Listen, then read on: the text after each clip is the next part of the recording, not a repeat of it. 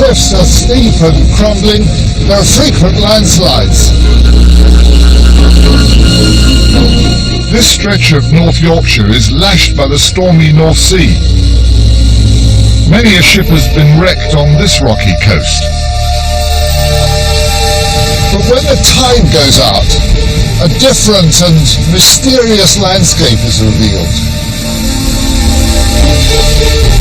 You can see square holes in the rock. Even stranger are parallel ruts running along the rocky foreshore. What are they? It makes you wonder how much of what one sees along this coast is natural.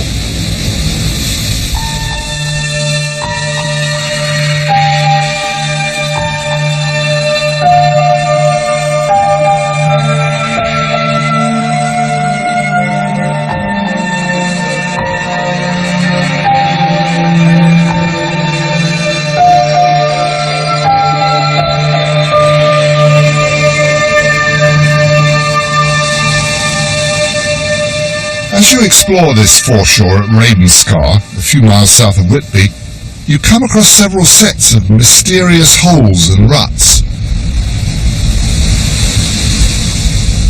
Some of them are almost completely obscured by kelp, but you can make them out. It's easier to see ruts where the rock is bare, and if you look carefully you can see where the natural fractures cross the ruts.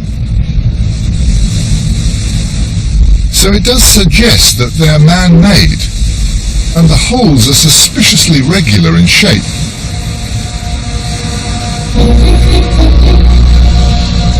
It looks like some kind of strange railway track.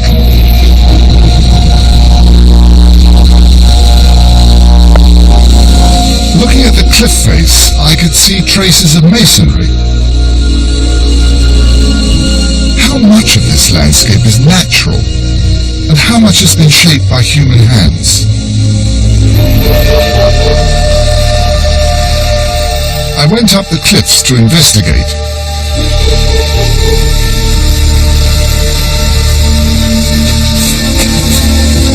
At the top, I was confronted by clear evidence that people had been working on this coast.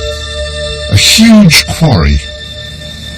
It doesn't look like an ordinary stone quarry. I mean, there is stone there, but in quite thin layers, and to get at it they must have had to remove gigantic quantities of this greyer, shaly stuff. The only thing I know about these shales is that they were formed in Jurassic times under ancient seas. Wonderful fossils have been found in them. But they're hardly likely to have dug this vast pit for fossils. If it is a quarry, I wonder if there's some connection with the mysterious ruts and holes on the foreshore here. I went looking for clues up the coast to nearby Whitby.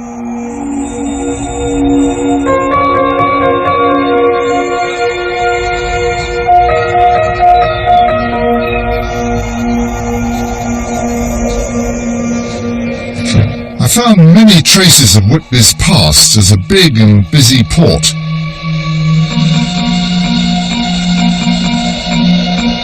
But I also found intriguing evidence of a local quarrying industry. I discovered that the site is well known from a local man, Tony Jenkins. I've been walking down on the beach. Is it called Peak down there? The Peak? Yes. Yeah, that's the old name for Ravenscar. I see, Yeah. right. Pretty remote part of the cliff, isn't it? I mean, Remote isn't the word. but what were they quarrying there? It sounds a lot like the alum mine. Alum. Alum, the stuff they use in for textiles and dyeing. And Yes, such like. dyeing wool, yeah. And various other things, yeah. So they were getting alum from the quarries. I knew that alum had been a chemical used in dyeing, but I didn't know the details. How important had it been? Had there been an industry producing alum in Yorkshire? And did it involve our trackways down on the foreshore? Thinking about it, I knew that textiles had been incredibly important in Yorkshire for hundreds of years, and all over England for that matter. In the Middle Ages, cloth had been England's biggest export, so anything to do with dyeing would have been significant. It isn't easy these days to find someone who knows about alum and how it was used in dyeing. I had to travel all the way to London to an inner-city farm in Vauxhall. There, Penny Walsh, a textile designer, showed me wool that had been dyed in traditional ways and explained how vital colour dyeing had been. It must have been very important, for various reasons really. One of the reasons, I suppose, is that the alternative is this sort of colour of a natural fleece. You would never get what you would call white. And another reason is that it differentiated between rich and poor. Rich people had brighter colours, better quality colours, whereas the poor spinster has got a very plain grey, non-coloured outfit. And in fact there were laws, there were sumptuary laws. Sumptuary means that sumptuous colours were only for the upper class. For the rich, yes, and for people with positions.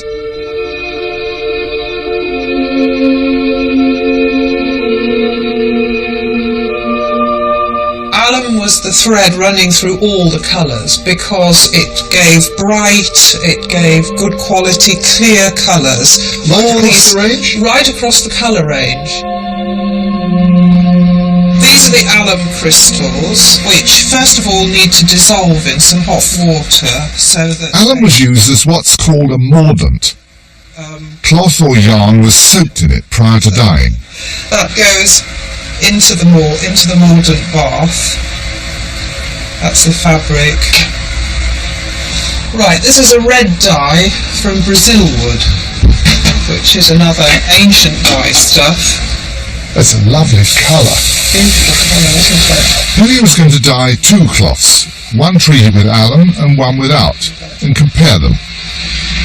Bit of a stir. After a long steeping, our cloth was ready to be taken out of the dye. So we'll see what's happened to these pieces of fabric. This is the... They've had something over an hour, haven't they? Yes, they have. That's the unalumed piece of fabric. And looks a pretty good it has colour. taken the colour, but it unfortunately wouldn't last. And this is the fabric with alum. So you can see there is quite a big difference. That is pretty impressive, It is, isn't I it? must And it say. would be even more so. This colour wouldn't stay on, it wouldn't wear. So this is a fast colour This as is well. permanent. That'll stay like that now. No wonder the dyers were important people. Yes. So the mordant, alum, is essential to bind the colour to the cloth, producing brighter colours which don't fade. But Penny told me that to begin with, alum didn't come from England. It was imported all through the Middle Ages. It was imported from Turkey through Constantinople. It came from the Papal States. We imported everything. And that would have been quite expensive. Yes, it was very expensive, which probably, apart from a certain amount of religious friction, led to the 17th century search for alum. So in the 17th century, the hunt was on for cheaper and more reliable sources of alum closer to home. They searched all over southern England, leaving a trail of names behind them. Alum Bay on the Isle of Wight and Alum Chine in Dorset are vestiges of the unsuccessful search. Eventually, a landowner in Yorkshire thought his estate seemed to hold some promise. So I went to Slapeworth, only 25 miles from Ravenscar, where I'd first started. There I met historian Barry Harrison at the very place where they'd first tracked down alum. Somehow they'd worked out that these shales contained alum. We're standing on the site of the earliest alum works in England, founded in 1604. The mystery to me is that before any type of chemical analysis was possible, how did they identify that these were alum-bearing shales?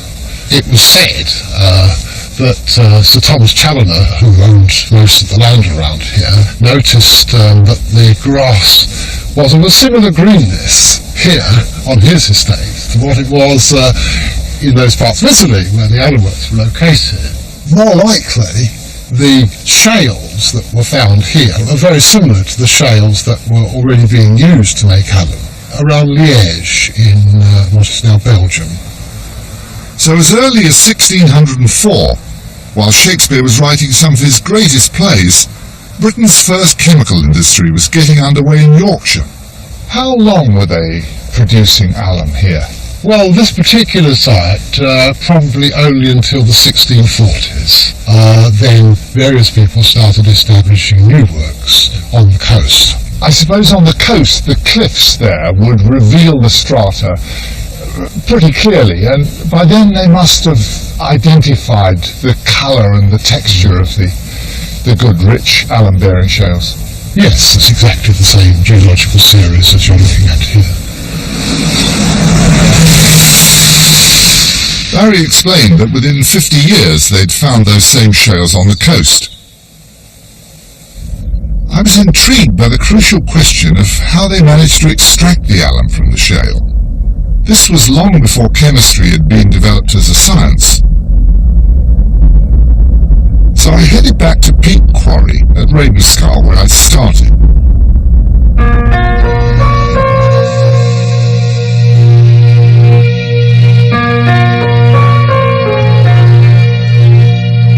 Right here on the cliff top at Peak, they carried out the complex and lengthy process which they'd worked out was needed to get the alum from the shale. Industrial archaeologist Gary Marshall showed me how they did it. They're bringing the shale from the back of the quarry to this area that we're standing on, which is a natural amphitheatre, and then tip the shale to make up a raft of shale over a bed of brushwood. That would then be ignited, and successive layers were then built up. To burn the shale, probably would have burnt for up to about a year. So you're saying they piled shale over the whole of the base of this amphitheatre? That's right. I mean, this is probably up to about 150 feet in length and possibly about 100 feet in height. After building up the huge piles of shale, called clamps, they were burnt, amazingly for about 9 months. This was all possible because the shales contained a lot of organic material trapped as the rock was formed. The burning process, known as calcining, triggered a series of chemical reactions which produced aluminium sulfate, the raw material for alum. It's gigantic, just on an astonishing scale. I mean, the amount of manual labour involved in doing that is just amazing. And in some old paintings you can clearly see the size of the whole operation.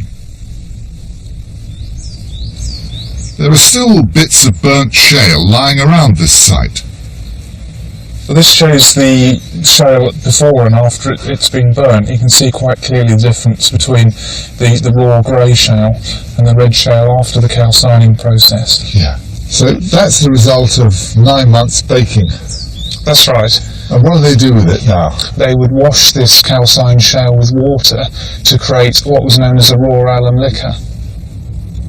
But there was still a lot more to the process.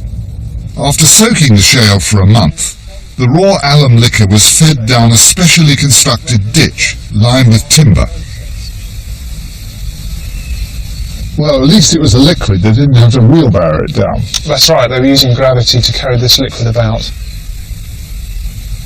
A bit further down were some stone ruins, perched at the top of the cliffs, overlooking the sea. Here, I discovered, is where the really clever chemistry needed to produce the alum took place. And this is where the raw liquor came down the hill. We're on the alum house itself now.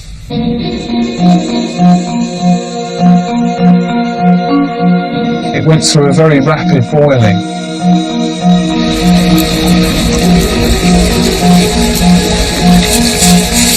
It's then poured into this cistern. It's cooled for about 24 hours.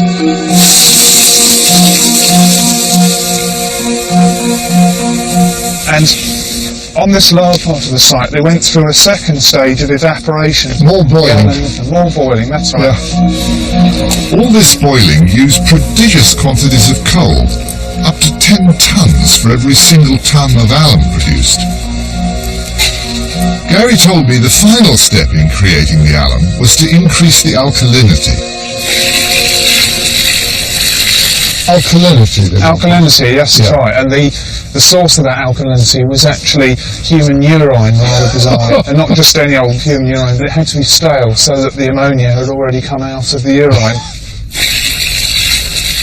And once that had been added, you get your first alum crystals. But these crystals had to be purified, which meant yet more boiling and settling and crystallization. It was extraordinary to think of this lengthy and involved process going on in this remote location as far back as the 1650s. It's clear to me that with this great elaborate set of buildings here, this elaborate, complicated process, alum must have been a very valuable material. That's right, it's incredible. Yeah.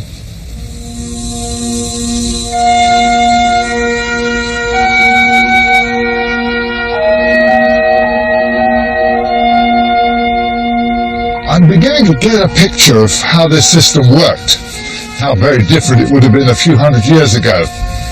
There's a busy quarry up there getting the alum shales. And down below would have been a massive works, fed with raw liquor from above and processing it into the finished product.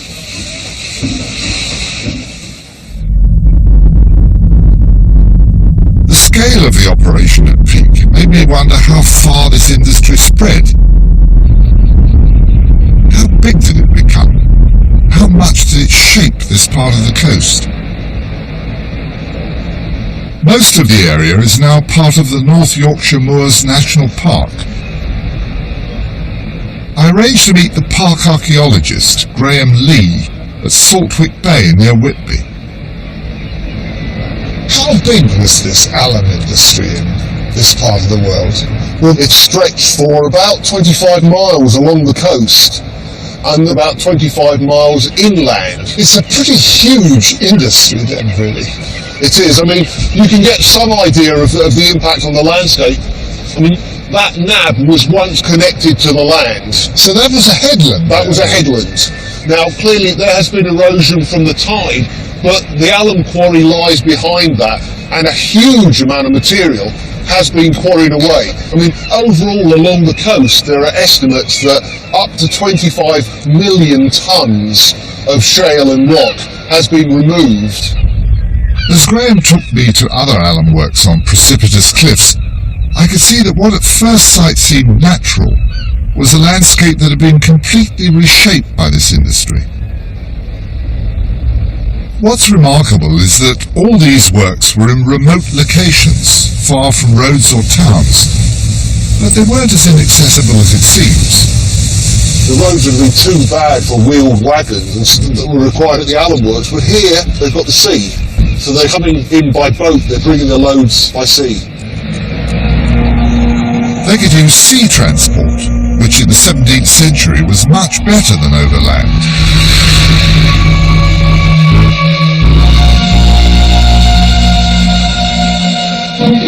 They got the finished alum down the cliffs on tracks. And at Peak, those traces of masonry I'd seen earlier were the remains of an inclined ramp, where pack horses would have brought the barrels of alum down to the beach. But then what did they do with it?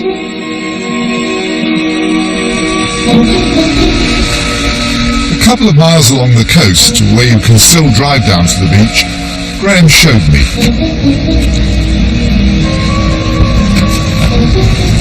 The real key is this, the horse and carts. This is what made it all work. This is the link between the boats on the foreshore and the alum works. So this was very much the style of cart, and the width between the wheels, that would have fitted those ruts. Exactly. I mean, you've got the gauge of the wheels we know is about 4 feet 4 inches, because that fits to the rutways. To the rutways, yes. So that we see along the coast here, and they're like tramways cut into the rock of the foreshore so that the carts can move around, presumably on a turning tide, or possibly after dark. Yeah. The nearest rutways were 2 miles away, but even along this relatively flat stretch of beach, I could see that it wasn't easy for the cart, and it didn't even have a load. And it's pretty terrible terrain, isn't it? I mean, the trackways really would have made a difference. Well, that's right. I mean, even this piece of the shore is relatively level, but it's still difficult going. And if you can imagine the cart fully laden, Yeah. that's right, it would have made a huge difference. I suppose we can imagine this was like a primitive railway system in a way. Exactly. So the tracks were a crucial component of the system, guiding the carts laden with the finished alum, then bringing in tons of coal from Newcastle and barrels of urine from London. In some places there were even switch points where different tracks joined together. But how did they get the stuff on and off the boats? There's no sign of a port here. How did they get the boats in on this rocky shore to load the alum? I went back to Whitby to look for more clues.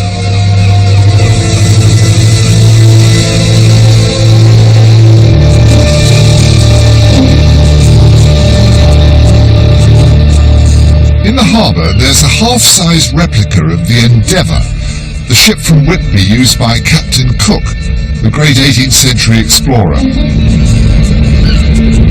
I went on board to meet a historian from Hull University, Rosalind Barker, an expert on local shipping. What's the connection between Captain Cook's boat and the alum industry then? It was this shape of hull, and particular strength of hull, because they had to be able to take the ground. What's taking the ground? Taking the ground is being able to sit ashore on solid ground while you're being unloaded. So that would certainly be helpful to the alum industry, because there are no ports around here. That's right. And it seems that Cook himself used one of these boats because he too was sailing to parts of the world where there weren't going to be any ports. So whether sailing to the South Seas or shipping alum from the remote locations along the North Yorkshire coast, the principle was the same. They came close to the shore and grounded safely. But what was it about the shape of these boats that allowed them to do that?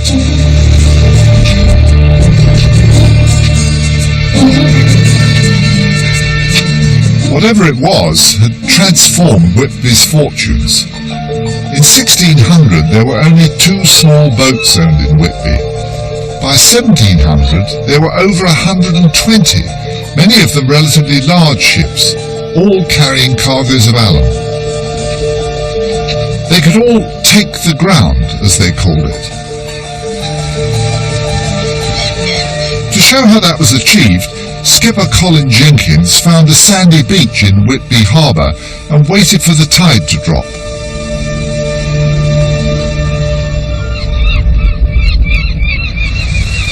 And here she's taken the ground. Yes, she has indeed. Wonderful phrase, though. It is. She looks very square in section. She is very square. That's She is. typical of this type. Absolutely. Taking the ground was common practice, thanks to the flat bottom. And it seems that the square shape had an important additional benefit.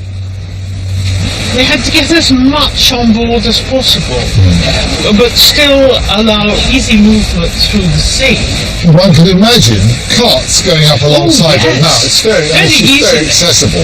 Obviously And- very robust. And Yes, you can yes. pour cargoes of coal into the Yes, bottom and so on. she was built to carry high bulk, low value cargoes.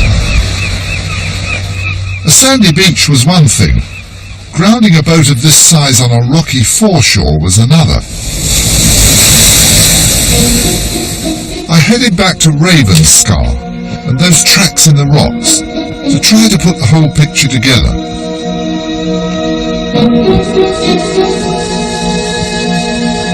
At low tide, it was plain to see that the foreshore was very far from flat. It wasn't where you want to ground a wooden sailing ship. The mystery of how it was achieved and how those marks and holes helped the ships to come in has been solved by archaeologist John Buglass. I'm still trying to imagine how they got boats in on this coast. With difficulty, I think, is probably the answer, but there's several ways you can do it. They'll have mooring posts set up on the foreshore, come in, tie up alongside, and as the tide drops, the boat will drop down, and then sit on the ground onto the beach on an even keel, bring the material out and load it on over the side. So the holes were for mooring posts, which also guided the boats into a safe stretch of flat rock where the hull wouldn't be damaged. The other way of doing it is to have yourself a rock-cut dock, as we see here. It's a very fine example. It's a very impressive structure, isn't it? It is, mostly hand-dug. A lot of it would be manual labour, hammers, chisels, crowbars and things, but also black powder blasting to break the rocks up, and then they'd have to move them away to slip them in, push back in by the tide.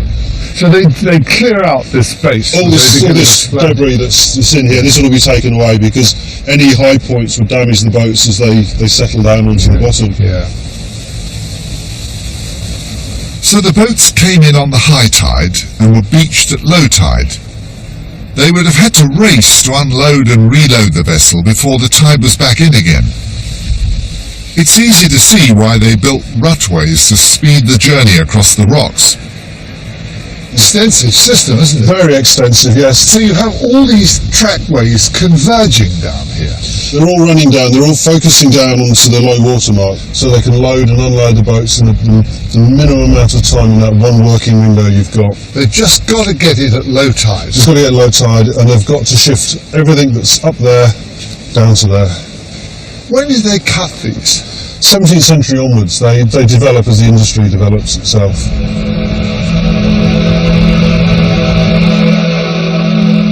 As I put all this together, I began to see that for hundreds of years this now deserted foreshore would have been full of activity.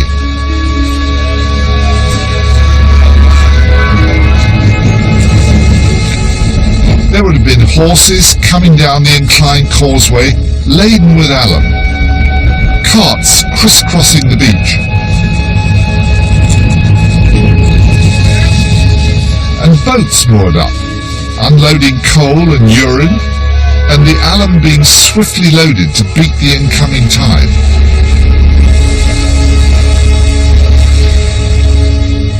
And it's quite remarkable to see the remains of this massive industry all the way along this coast here, and now nothing. When did it all end? It comes to an end sort of in the mid-19th century, 1850s onwards, when the technology has moved on to a point where they can now manufacture an equivalent of alum from coal waste and chemically as well. And this extraordinary industry, this great length of coast, there's nothing here now. The sea comes back, it's eroding the docks away, it's eroding the rutways, the cliffs are coming down. It looks natural, but it's a ravaged landscape.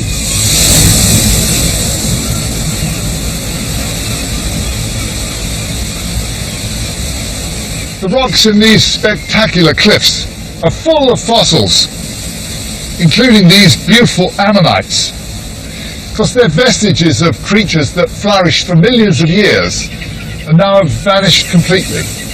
Perhaps on a more human timescale, one might think of the alum industry, which certainly flourished here for over 250 years and dominated the coastline in North Yorkshire here.